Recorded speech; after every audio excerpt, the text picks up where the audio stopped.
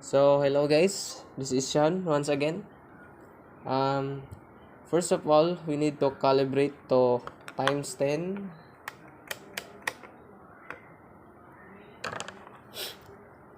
So it's already calibrated. So we need to go in times 1.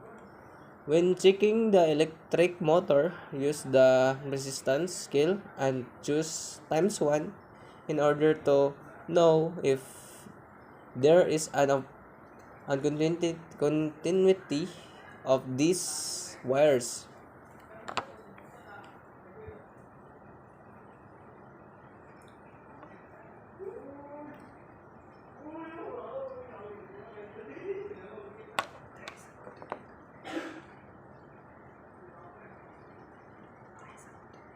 There is a continuity, and another one is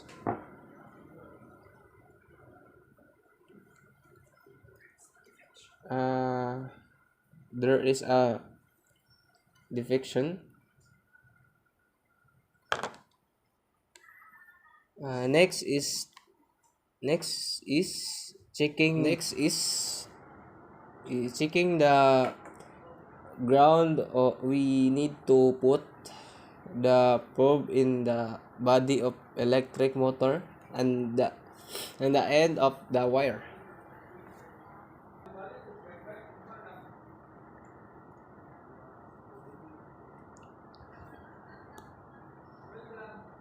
So as you can see, there is no continuity and the electric motor is the good condition.